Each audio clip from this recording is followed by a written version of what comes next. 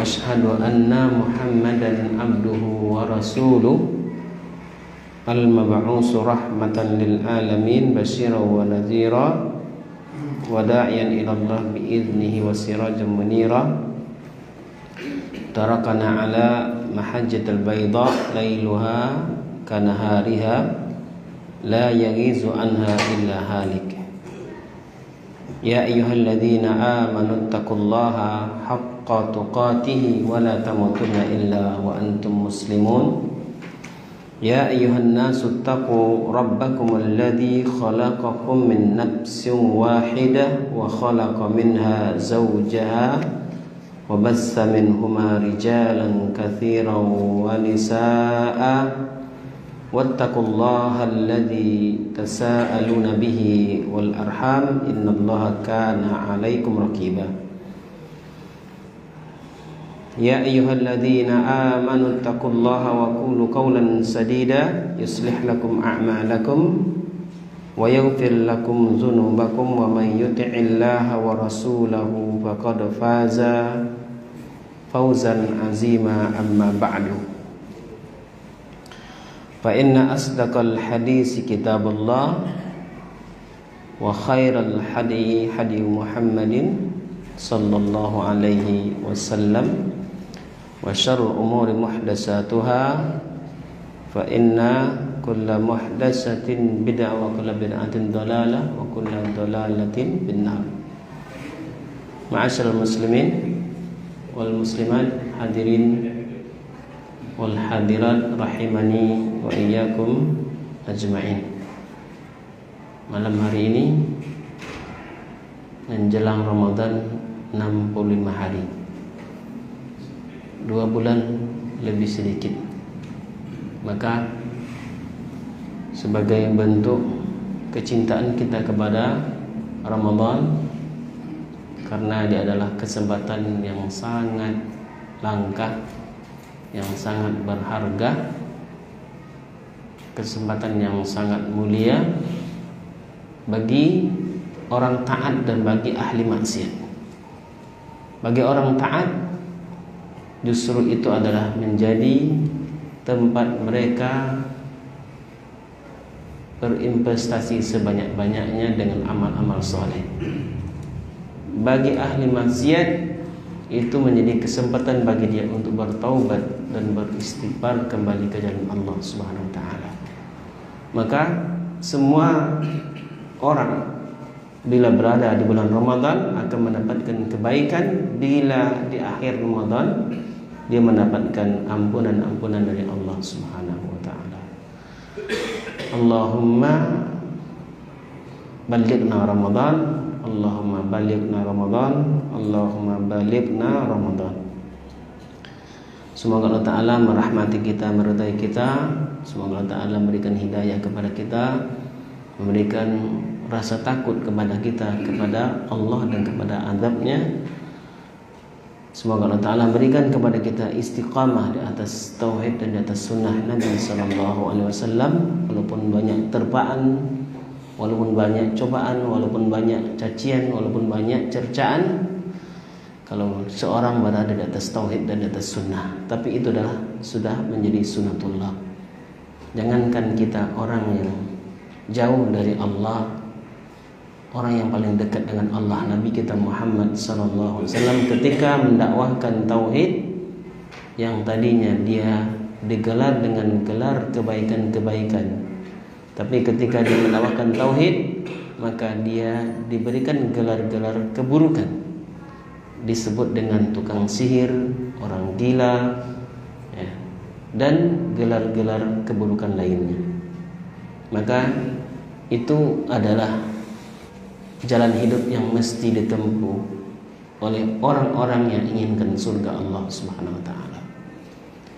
Salawat serta salam semoga dilimpahkan, dicurahkan kepada Nabi kita Muhammad sallallahu alaihi wasallam serta keluarganya, para sahabatnya, dan kepada seluruh umatnya hingga akhir zaman. Pertemuan kita malam hari ini melanjutkan kajian kita kitab Tazkiyatun Nufus, dan kita akan menyampaikan ya tentang permasalahan sumu al-qalbi al-arba'ah. Yang meracuni hati itu ada 4. Ini pokok ya racun yang meracuni hati. Ini adalah yang paling ya merusak hati. Bukan berarti 4 ini ya tanpa ada yang lain. Masih ada hal-hal yang lain yang bisa merusak hati. Tapi yang menjadi pokok pangkalnya ya hal-hal yang merusak hati tersebut adalah pada 4 hal. Apa itu yang 4 hal? Yaitu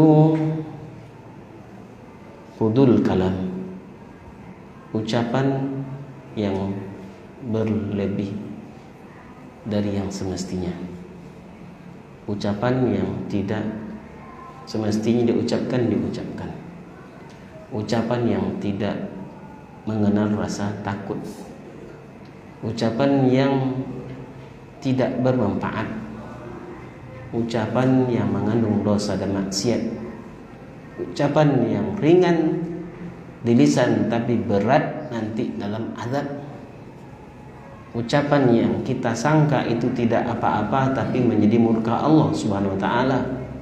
Maka ucapan ini adalah racun hati apabila tidak ya selaras dengan ajaran Al-Quran dan As-Sunnah.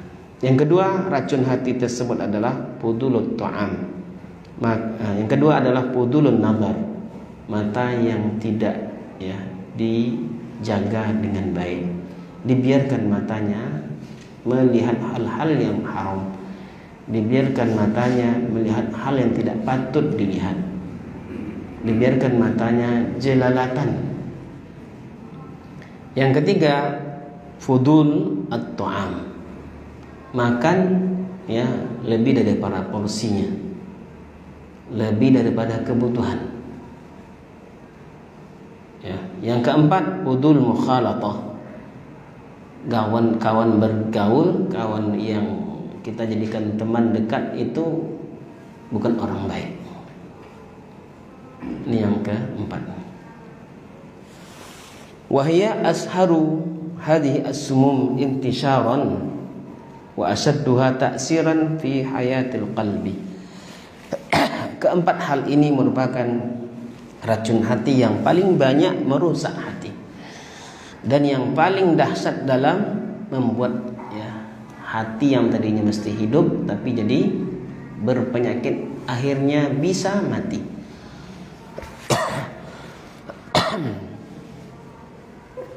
Kemudian dikatakan oleh para ulama kita, Al-Imam Ibn Rajab Al-Hambali, Al-Imam Abu Hamid Al-Ghazali, dan juga Imam Ibnu Qayyim Al-Jauziyah dan ulama-ulama yang lain, mereka mengatakan i'lam annal ma'asi kulluha sumumul lil qalbi. Ketahuilah bahwa maksiat itu semuanya adalah racun hati. Semua maksiat dan dosa itu racun hati. Dosa kecil apalagi dosa besar. Dosa yang dilihat oleh orang banyak ataupun dosa yang kita lakukan sendiri-sendiri. Dosa yang dilakukan di tengah keramaian ataupun dosa yang kita kerjakan di tempat-tempat sembunyi. Itu adalah racun hati. Wa asbabu maradihi wa halakihi, dosa itulah yang menjadi penyebab hati ini ya memiliki penyakit-penyakit. Dan dosa itulah yang menjadi penyebab ya celakanya manusia tersebut.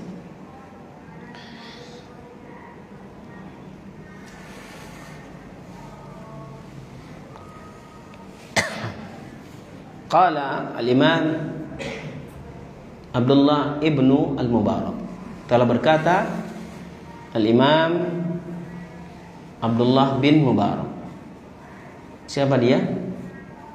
Dia adalah salah seorang dari kalangan tabi'in yang sangat kaya dan dermawan, tapi dia merupakan tokoh yang banyak dijadikan tauladan oleh generasi setelahnya. karena dia memang pantas untuk jadikan tauladan. Dia pernah membawa orang satu kampungnya,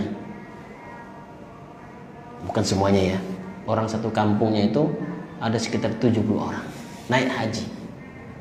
Biayanya dia yang nanggung sendiri. Sudah berapa kali kita haji? Sudah berapa orang kita tanggung naik haji?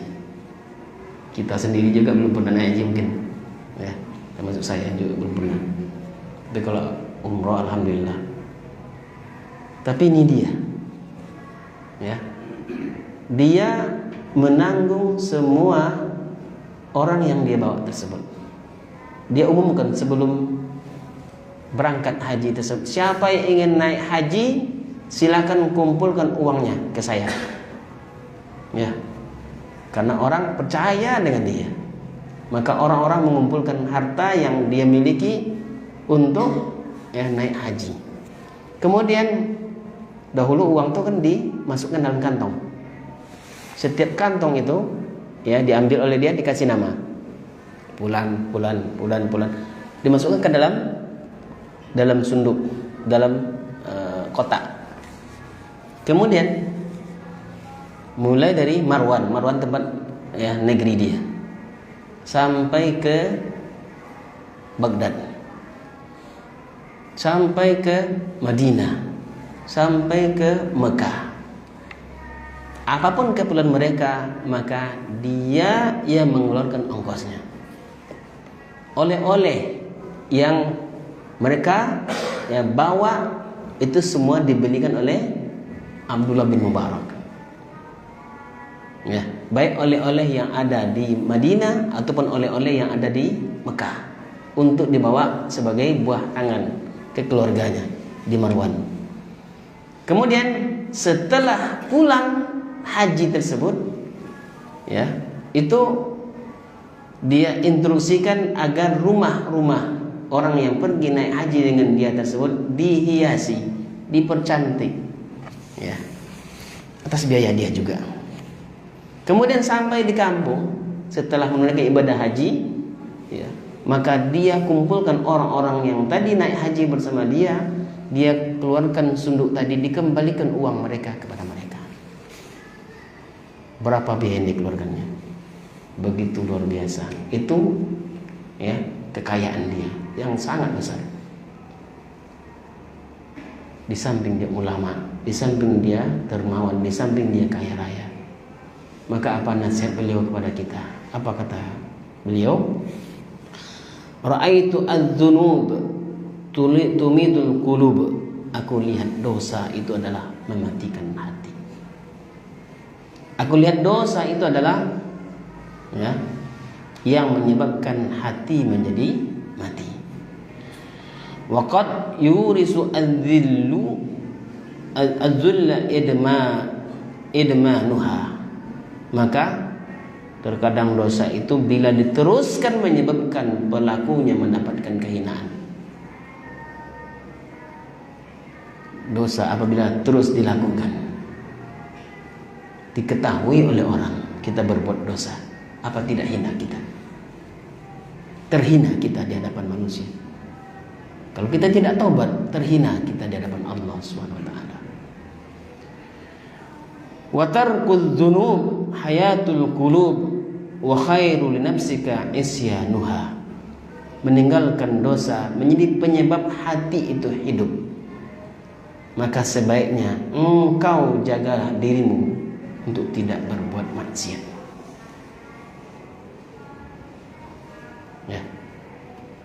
Ra'aitu dzunub tumitul qulub wa qad yurisu adz-dzulla idmanuha wa tarkudz dzunub hayatul qulub wa khairu li nafsika isyanuha.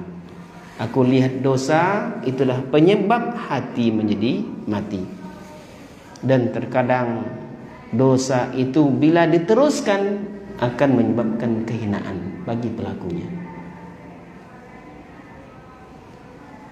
Meninggalkan dosa adalah menjadi penyebab hidupnya hati. Maka sebaiknya jagalah dirimu untuk tidak berbuat maksiat.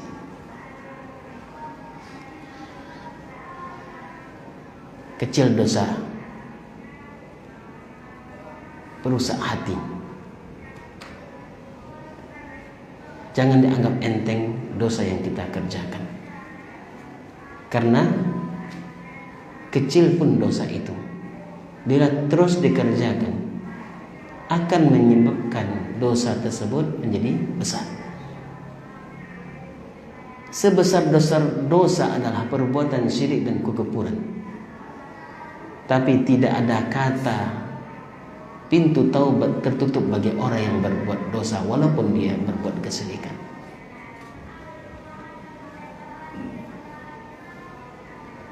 La saghair ma'al istimrar wala kabair ma'al istighfar.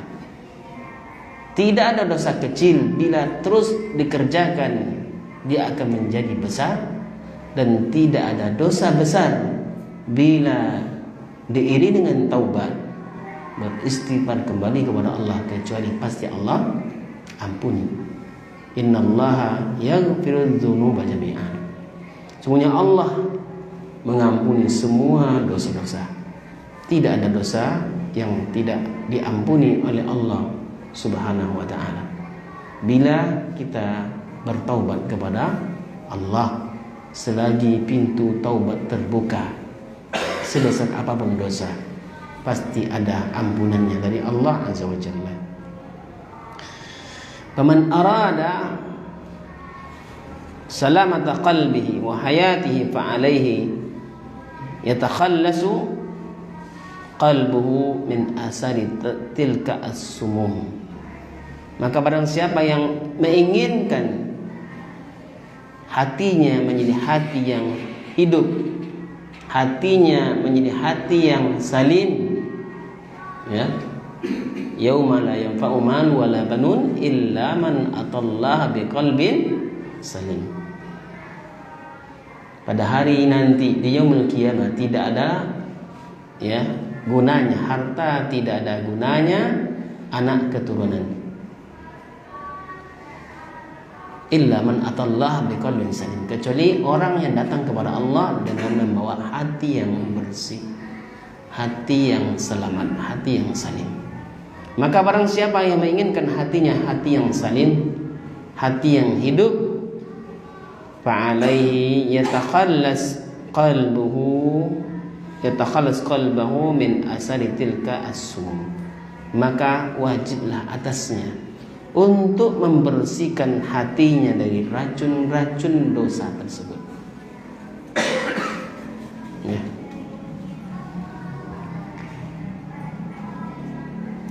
Summa bil mukhalata alaihi bi adami tu'ti sumul jadidah.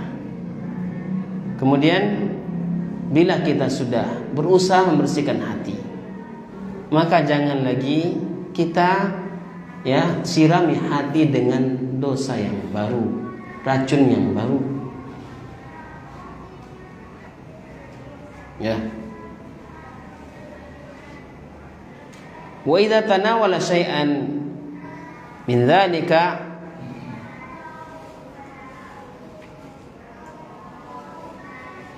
khata'un syari'un ila nahwi athariha bit-taubah wal istighfar wal hasanat al-mahiyyah.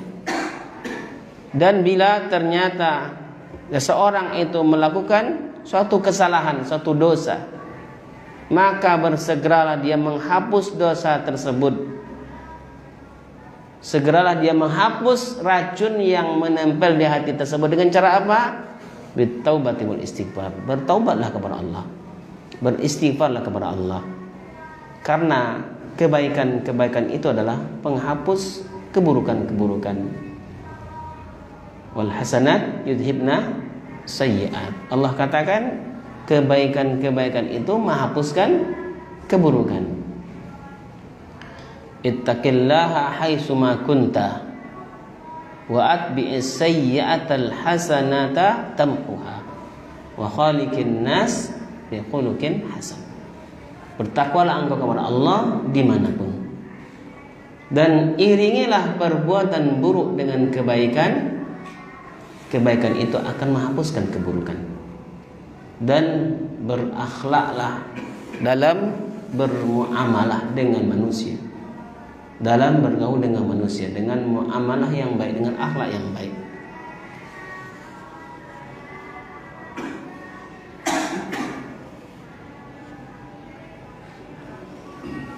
Wa naqsudu bis sumum al arba'ah, dan yang kami maksud dengan 4 racun hati ini adalah fudulul kalam, perkataan yang tidak dihiraukan, perkataan yang tidak pada tempatnya, perkataan yang melebihi yang seharusnya, perkataan yang mengandung dosa dan maksiat. Yang kedua, wa fudulun nazar, membiarkan pandangan, tidak menjaga pandangan, memandang sesuatu yang tidak semestinya dipandang, melihat sesuatu yang tidak semestinya dilihat. Yang ketiga, fudulut ta'am, memakan makanan melebihi kebutuhan. Yang keempat adalah fudul mukhalatah, tidak memperhatikan siapa kawan kita, siapa yang menjadi teman kita, siapa yang semestinya kita jadikan sahabat. Bila kita bergaul dengan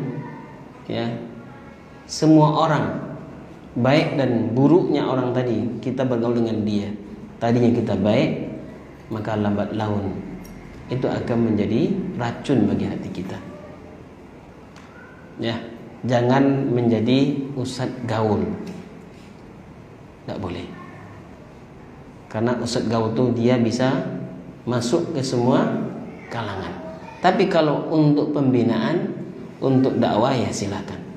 Tapi bukan berarti itu teman, bukan itu sahabat sejati. Karena bagaimanapun dosa itu awalnya berat. Bergaul dengan orang yang tidak baik itu awalnya berat. Tapi sekali kita merasakan berat, besok kita bergaul dengan dia, itu masih berat. Bergaul lagi kurang beratnya. Bergaul lagi kurang beratnya. Bergaul lagi sudah biasa. Hilang bisa karena biasa. Hilang sensitifnya karena biasa. Sudah tak berat mengerjakan dosa karena sudah biasa. Waliyahzubillah. Kemudian hal yang pertama yang merupakan racun hati, fudul kalam. Berikut ini adalah penjelasan-penjelasan yang bisa kita ambil dari hadis-hadis yang sahih ataupun dari ayat Al-Quran maupun asar dari perkataan para ulama dari kalangan salafus saleh. Di sini ada hadis yang dhaif, ada hadis yang sahih, kemudian ada asar Hadis pertama, kedua, ketiga ini dihukumi sebagai hadis dhaif oleh para ulama, tapi ungkapannya, kandungannya benar adanya. Hadis yang pertama, hadis yang terdapat dalam Musnad Imam Ahmad. An Anas an Rasulillah sallallahu alaihi wasallam. Dari Anas bin Malik, dia meriwayatkan dari Rasulullah sallallahu alaihi wasallam. La yastaqimu imanu 'abdin hatta yastaqima qalbu. Wa la yastaqimu qalbu hatta yastaqima lisanu. Tidak lurus iman seorang hamba hingga dia meluruskan hatinya. Dan tidaklah lurus hati seorang hamba tersebut sampai dia bisa meluruskan lisannya. Jadi hati dengan iman, kemudian hati dengan lisan itu harus lurus. biar lurus hati dan iman, biar lurus hati dengan dengan lisan kita, maka selaraskan lisan dengan hati. Selaraskan lisan dengan hati. Karena kalau hatinya tidak seiring sejalan dengan lisan, itu namanya nifaq, kemunafikan. Lain di hati, lain pula diucapkan. Ya, di hati mengingkari, di lisan mengiyakan. Hati mengingkari, lisan mengatakan kebalikannya. Itu namanya kemunafikan. Ya. Walaupun hadis ini adalah hadis yang dhaif, tapi kandungannya adalah benar adanya. Wasyartu istiqamatil iman bi istiqamati qalbi. Wasyartu istiqamatil qalbi bi istiqamatil lisan. Jadi Nabi mensyaratkan lurusnya iman bila lurusnya hati. Dan lurusnya hati tersebut itu tidak lepas dari lurusnya lisan. Ya. Jadi jangan berseberangan antara hati dengan lisan, supaya hati kita itu benar-benar menunjukkan adanya iman. Ya. Kemudian juga hadis yang berikutnya yang kedua adalah hadis dhaif, tapi maknanya juga benar. Dikatakan dalam hadis ini min hadis Ibni Umar marfu'an, dari hadis Ibnu Umar itu dikatakan hadis marfu', berarti maknanya sampai kepada Rasulullah. Tapi periwayatan ini adalah dikatakan tadi dengan periwayatan yang dhaif. Apa dalam ungkapan riwayat ini? Diungkapkan dalam riwayat ini, la tukatsiru al-kalam bi ghairi dzikrillah. Fa inna kasratal kalam bi ghairi dzikrillah qaswatun lil qalbi. Wa inna ab'adan nasi 'anillah al-qalbu al-qasi.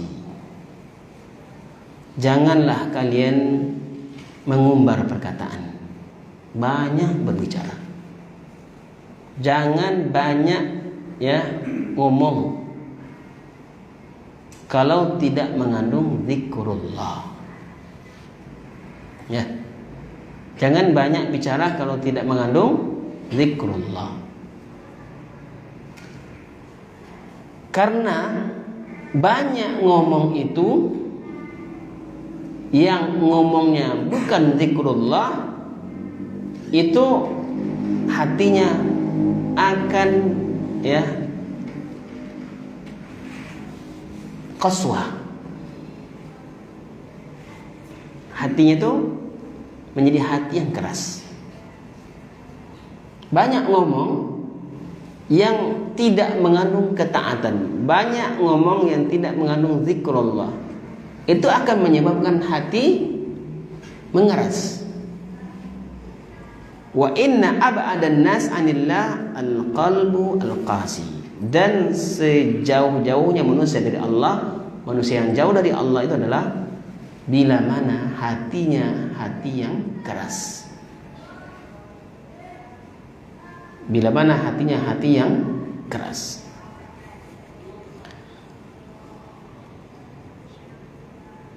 Maka dalam nasihat ini dalam riwayat ini diberikan nasihat kepada kita, hati-hati dengan banyak berbicara. Karena banyak bicara itu bila mana bukan mengandung zikrullah, maka itu akan menyebabkan hati mengeras, kasar hatinya. Dan bila hati itu kasar, maka dia menjadi orang yang paling jauh dari Allah Subhanahu wa taala. Ya, tentu kebalikannya ingin hati kita lembut, maka basahi lisan kita dengan zikrullah. Sebagaimana dalam sebuah riwayat seorang sahabat ya datang kepada Rasulullah sallallahu alaihi wasallam mengeluhkan tentang banyaknya syariat Islam. Kemudian dia minta kepada Rasulullah, ya Rasulullah, tunjukkanlah kepada aku suatu amalan ya, apabila aku mengamalkannya ya, maka aku akan berpegang teguh dengannya. Apa nasihat Nabi? La yazalu lisanuka rataban min zikrillah. Selalulah lisanmu dibasahi dengan zikrullah.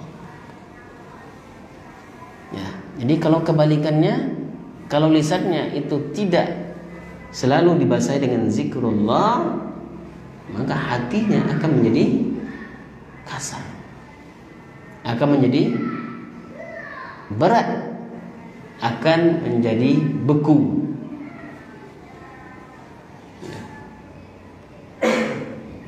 Maka jangan banyak berbicara kecuali bila ya bicara kita itu adalah yang mengandung nilai pahala, mengandung zikrullah, mengucapkan perkataan yang diridai oleh Allah Subhanahu wa taala. Dikatakan oleh Umar bin Khattab radhiyallahu taala anhu, ini yang ketiga tadi juga dikatakan sebagai ya asar yang dhaif.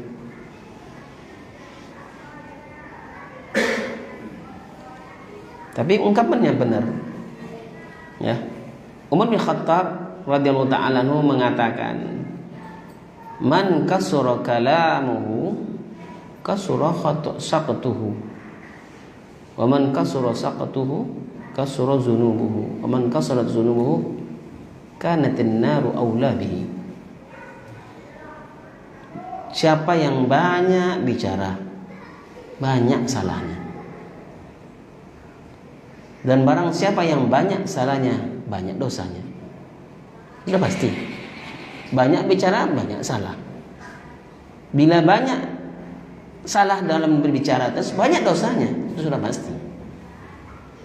Barang siapa yang banyak dosanya, maka yang paling tepat tempat dia di kelak di yaumul qiyamah adalah an-nar, di neraka.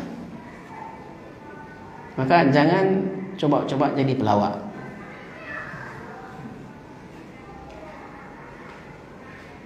Karena pasti kalau jadi pelawak banyak bicaranya.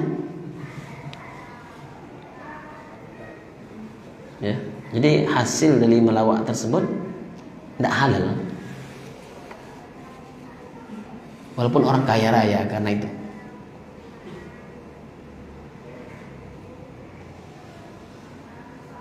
Makanya menghindari lawakan dalam kajian supaya nggak banyak salah.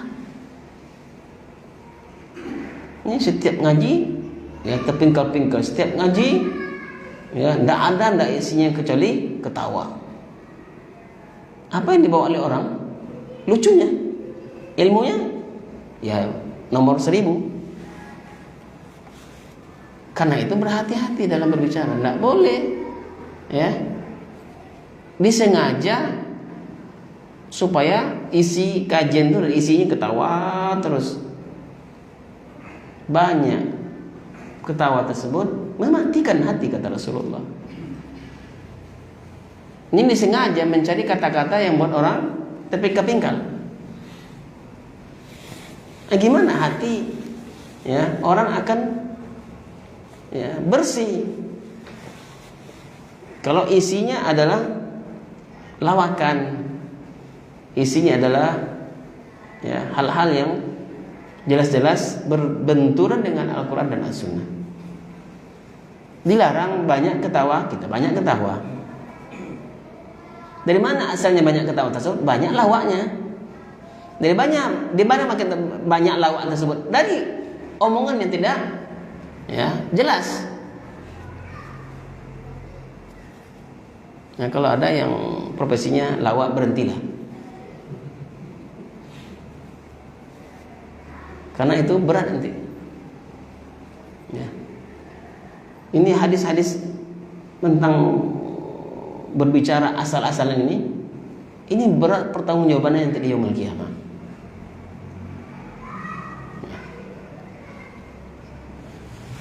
Masuk waktu Isya? Belum? Sudah? Ya, silakan azan dulu.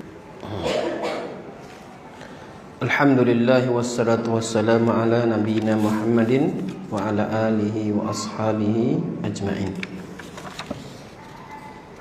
Hadis yang keempat atau riwayat yang keempat ini adalah riwayat yang sahih. Riwayat Imam At-Tirmizi, dan beliau mengatakan hadis hasan sahih. Dan Imam Hakim juga di dalam kitab Mustadraknya mengatakan bahwa hadis ini adalah sahih dengan syarat Imam Bukhari, Imam Muslim. Dan kesahihan hadis yang dinilai oleh Imam Hakim ini disepakati oleh Imam Az-Zahabi, yang mana hadis ini bersumber dari Mu'az bin Jabal. Dalam hadis Mu'az bin Jabal ini ada perkataan Nabi kepada beliau. Apa kata Rasul kepada Mu'az bin Jabal? Ala ukhbiruka bi malaki dzalika kullih. Maukah aku beritahukan kepada engkau wahai Mu'az tentang penyebab semua kebinasaan, atau ya, dia memiliki penyebab utama dia bisa binasa. Maukah aku beritahukan kepada engkau yang menjadi penyebab orang tersebut dia binasa, penyebab utamanya apa? Maka Mu'az bin Jabal mengatakan, bala ya Rasulullah, tentu wahai Rasulullah, saya mau penyebab ya utama orang bisa binasa. Fa akhadha bilisanihi, kemudian Nabi memegang lidahnya, dia pegang lidahnya. Summa qala, kemudian Nabi berkata, kaf ya alaika hadha, tahanlah ya oleh engkau wahai Mu'az ini. Dia pegang lisannya, dia ambil lisannya, tahan oleh engkau wahai Mu'az ya ini. Kemudian qultu ya Nabi Allah wa inna lamu'akhaduna bima natakallamu bih. Mu'az bertanya, wahai Nabi Allah, apakah kita benar-benar ya mempertanggungjawabkan dengan apa yang kita ucapkan? Apakah kita benar-benar akan diazab dengan ucapan kita? Jadi Mu'az ini bukan mengingkari, tapi Mu'az ini ingin ya mendapatkan nasihat dari Nabi SAW,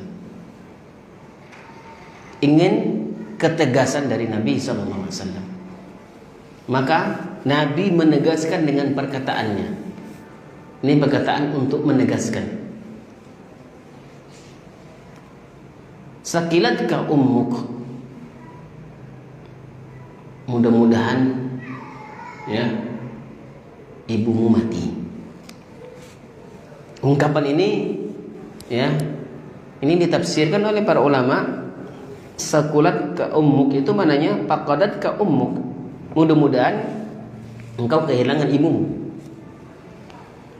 Maka para ulama mengatakan wa du'a alaihi bil maut, secara zahir memang ya mendoakan kematian untuk ibunya secara zahirnya, tetapi bukan itu kandungan makna ungkapan Nabi.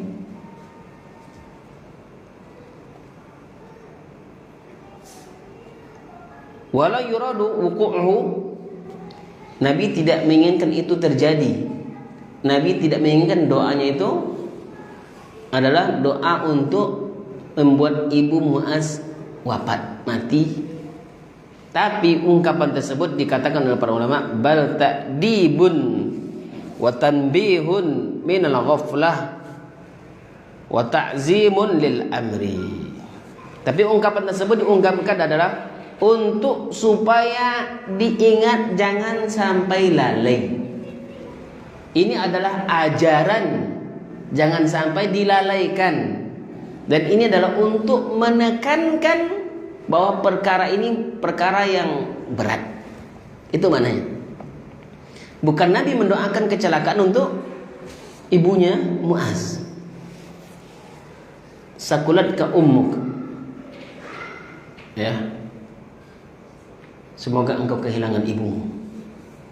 Itu ungkapan bukan untuk mendoakan kematian bagi ibu Muaz, tapi supaya diperhatikan. Ini perkara besar. Supaya menjadi perhatian bagi kita. Ini perkara yang berat. Ya. Apa kata Rasulullah setelah itu? Ya Muaz, wal yakubbun nasu fin nari ala wujuhihim. Apakah manusia nanti di neraka itu diseret, ya, yang diseret itu wajahnya, mukanya diseret, ya, dari tempat dia di padang mahsyar kemudian diseret ke neraka. Itu yang diseret itu bukan, ya, bukan kakinya diseret, tapi wajahnya, mukanya yang diseret. Diangkat kakinya kemudian diseret mukanya. Apa kata Rasulullah? Illa hasaidu alsinatihim. Semuanya itu penyebab utamanya adalah hasil dari, ya, jeripayah ucapan mereka. Ya, itu karena penyebab utamanya mereka diseret ke neraka adalah karena lisan-lisan mereka. Karena lisan-lisan mereka.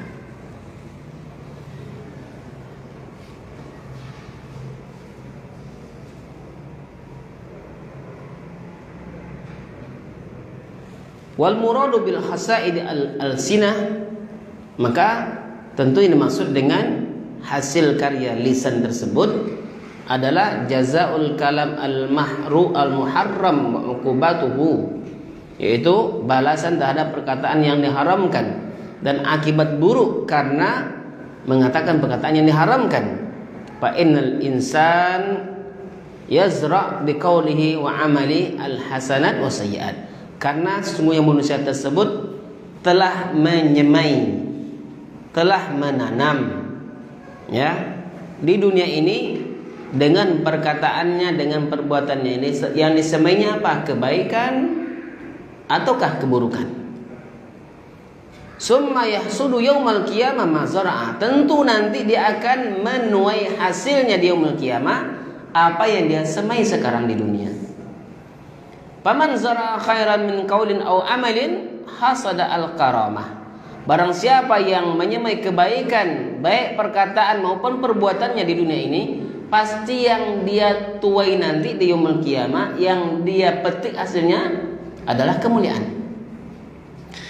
Wa man zara'a syarran min qaulin aw amalin hasada an-nadamah. Dan barang siapa yang sekarang di dunia ini dia menyemai keburukan, baik perkataannya maupun perbuatannya, maka yang dia tuai nanti, yang dia petik nanti di yaumul qiyamah adalah penyesalan. Penyesalan. Ya. Maka ini dosa yang paling banyak menyebabkan manusia terjerumus ke neraka. Dosa karena lisan. Dosa karena lisan. Kemudian ditegaskan lagi dalam hadis riwayat Imam Ahmad dan Imam At-Tirmizi, dan hadis ini dikatakan sebagai hadis sahih oleh para ulama, ya.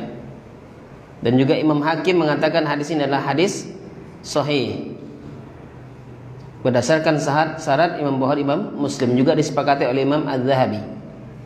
yang mana Rasulullah sallallahu alaihi wasallam berkata, yang bersumber hadis ini dari Abu Hurairah radhiyallahu taala anhu, aktsaru ma yudkhilun nas an-naru aktsaru ma yudkhilu an-nas an-nara al-ajwafan.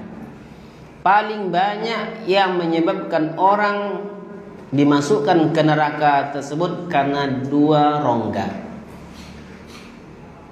Paling banyak yang menyebabkan orang dimasukkan ke neraka tersebut karena dua rongga. Ajwafan. Rongga yang pertama al-fam, mulut. Rongga yang kedua adalah al-faraj, kemaluan. Ya. Jadi Nabi menyebutkan yang pertama itu apa?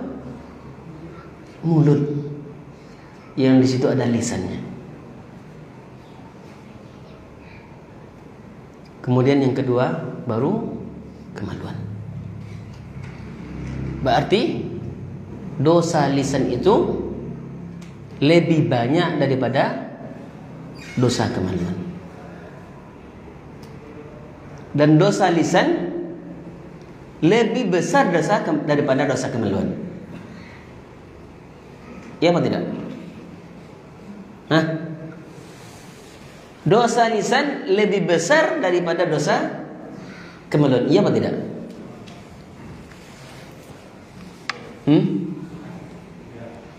Apa buktinya?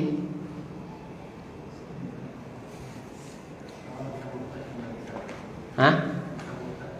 Bisa murtad karena lisan, betul. Tapi tidak ada orang murtad karena faraj. Orang bisa syirik karena lisan. Tidak ada orang syirik karena faraj. Ya. Akad tentang halalnya nikah dengan tidak halalnya nikah itu di lisan, bukan di farajnya. Orang mengucapkan selamat Natal itu di lisan. Keyakinan itu ya cerminan hati. Kalau dia nggak yakin dengan agamanya, gampang dia mengucapkan selamat Natal.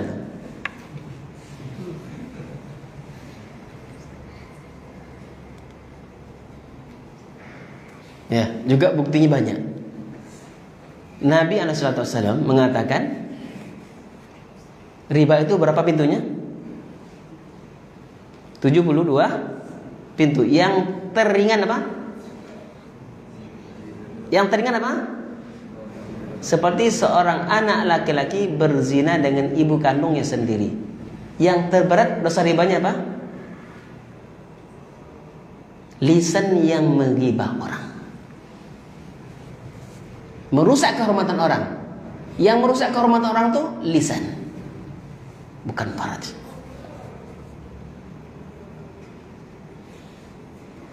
Ini dosa lisan itu jauh lebih besar daripada dosa kemaluan. Karena itu Nabi mengatakan, ya, dua rongga yang banyak menyebabkan manusia terjerumus ke neraka. Dosa karena tidak menjaga mulut, dan dosa tidak menjaga kemaluan. Ya.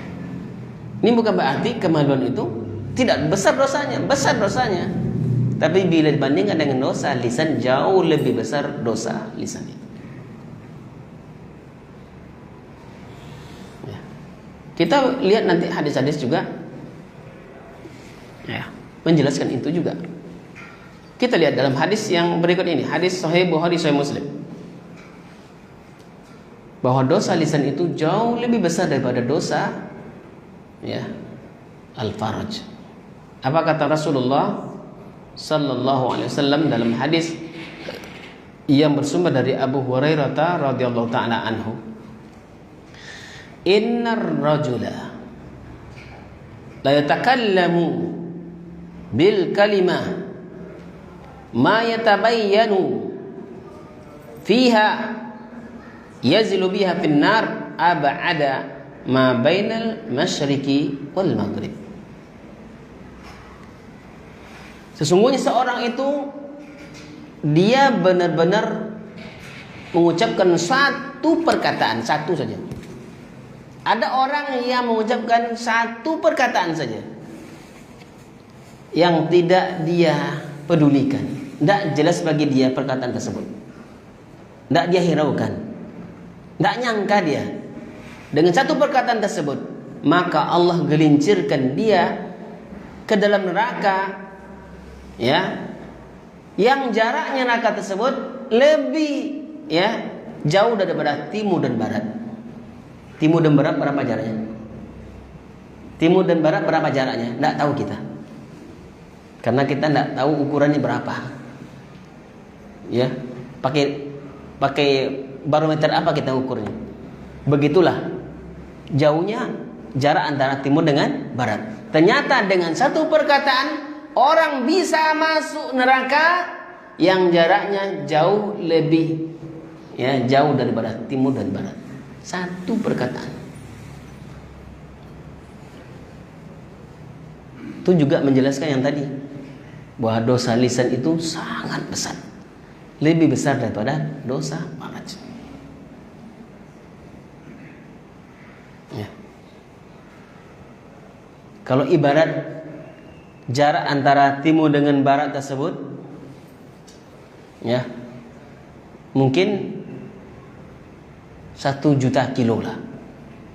Maka orang yang mengatakan satu perkataan yang mengandung murka Allah, maka dia mesti menanggung akibatnya, ya, bisa keluar dari neraka baru setelah dia menempuh 2 juta kilo.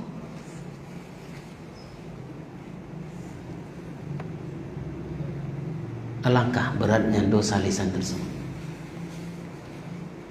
Dalam ungkapan yang lain, hadis Imam At-Tirmizi, dan hadis ini dikatakan sebagai hadis sahih.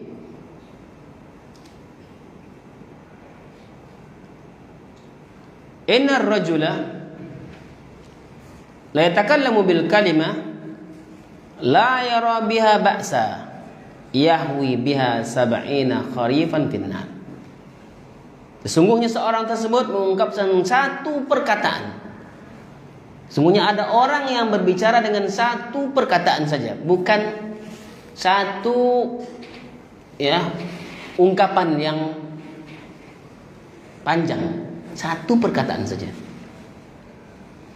Maka dengan satu perkataan tersebut, la yara biha ba'san, dia sangka tidak apa-apa, dia kira itu tidak masalah.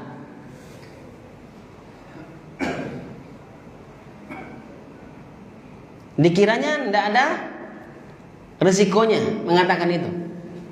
Maka dengan satu perkataan tersebut dia mesti menanggung akibatnya apa?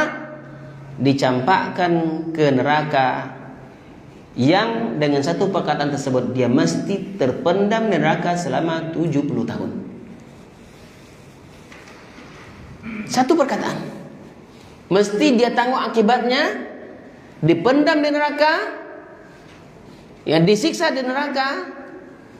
Hanya dengan satu perkataan tersebut dia harus menanggung akibatnya 70 tahun di neraka. Masih berani jadi pelawak?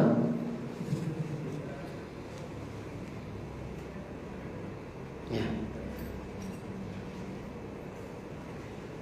Ma'asyiral muslimin wal muslimat, bagaimana dengan 2 perkataan? Bagaimana kalau 3 perkataan? 70 tahun hanya karena satu perkataan. 2 perkataan 140.000 tahun. 3 perkataan 210.000 tahun. Kalikan terus. Ini ngomongnya sejam itu berapa kata tuh? Tampil di depan orang banyak, semua orang terpingkal-pingkal, semua orang terbahak-bahak, semua orang ketawa-ketawa, isinya kebohongan demi kebohongan. Berapa perkataan dia ucapkannya? Kalau didengar oleh pelawak, mungkin dia berhenti melawak.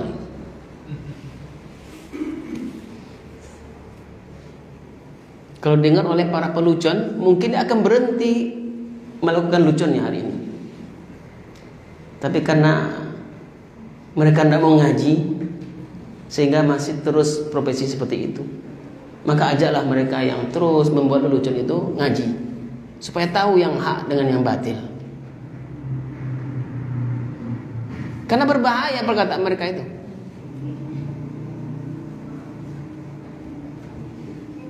Ya. Bukan hanya mereka, kita. Bukankah sering kita menganggap perkataan kita tidak masalah? Ada hantu situ jenis nonton oke. Anak kecil Pak bilang kayak gitu. Betul nggak perkataan itu? Supaya anak kita ya takut kegelapan dibilang hantu. Ini yang membuat anak itu tertanam rasa takutnya kepada selain Allah. Tidak mesti dia takut, tapi dia takut karena dia takut-takuti. Mudah dari anak kecil itu dia takut-takuti, ya, sehingga dia takut dengan sesuatu yang tidak mesti dia takuti. Karena ucapan kita itu membekas di hatinya. Oh, berarti kalau gelap itu menyeramkan, kalau gelap itu menakutkan. Tidak tertanam ke dalam hatinya, ya, rasa takut kepada Allah SWT. Tapi tertanam dalam hatinya rasa takut kepada selain Allah, kegelapan, hantu, ya, dan lain sebagainya. Maka berhati-hatilah kita, walaupun kita ya bermain-main saja.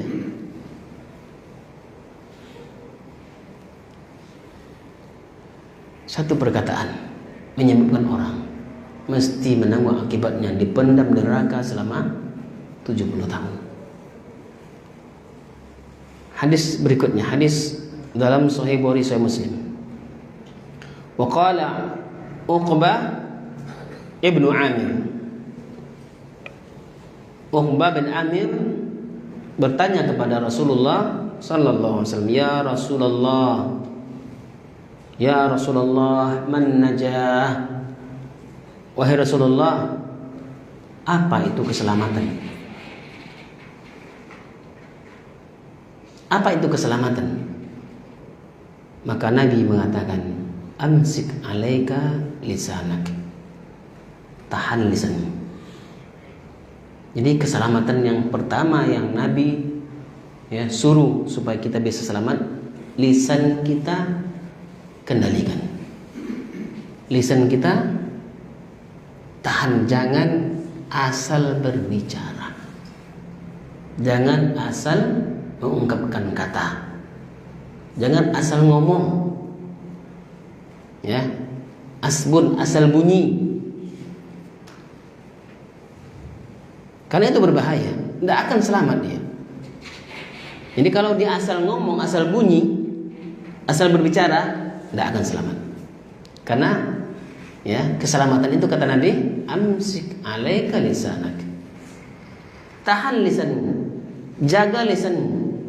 Yang kedua, wal yasi'ka baituka, jadikan rumahmu rumah yang terasa lapang. Apa maknanya? Nih bapak ya, jangan suka keluyuran. Hendaklah perhatikan anak dan istrimu di rumah. Kalau sudah selesai kewajiban kita di luar, segera pulang. Karena kita tuh ya punya tanggung jawab besar. Ya ayyuhallazina amanu qu anfusakum wa ahlikum nara. Hai orang-orang beriman, jaga dirimu, jaga keluargamu dari api neraka. Maka itu tidak akan terrealisasi kalau kita banyak di luar rumah. Sudah kerja seharian, kemudian setelah pulang kerja mandi-mandi, kemudian keluyuran kemana-mana. Ya, hari Ahad itu bukannya ya bercengkrama dengan anak istri, bukannya mempergunakan waktu untuk keluarga, tapi bercengkrama dengan mulut ikan, mancing. Boleh mancing? Ya boleh aja, tapi jangan mengorbankan keluarga. Ini setiap hari Ahad mancing, setiap hari Ahad mancing. Ya. Memang mulut ikan lebih indah daripada mulut istrimu. Anak istri menangis, tidak ada, ya bisa kemana-mana bersama ayahnya, karena ayahnya sudah mancing mania. Ya, setiap hari Ahad naik sepeda. Kapan dengan anak istrinya? Ya, kalau mau naik sepeda sama istri gitu. Malu istrinya, ya nanti kempes ban sepedanya, malu bawa istri gitu. Ya makanya jangan dibiarkan istri itu seperti daging di sapi dipergemuk-gemuk terus. Ya. Ajak-ajaklah istri keluar, ajak-ajak istri untuk jalan-jalan. Jangan kita aja jalan-jalan. Ya, ini kembali pada yang tadi. Rasakanlah kenikmatan hidup itu bila kita merasakan rumah kita terasa lapang. Ya, sadari tanggung jawab kita sebagai seorang suami kepala rumah tangga. Yang keempat, yang ketiga ya, wabaki ala khati'atik. Cucurkan air matamu menangisi dosa-dosamu. Cucurkan air matamu karena telah banyak berbuat dosa dan maksiat. Pasti selamat. Ini resep bisa selamat. 3 hal kata Rasulullah. Ya, atau 3 hal yang utama. Masih ada yang lainnya tentunya. 1, jaga lisan.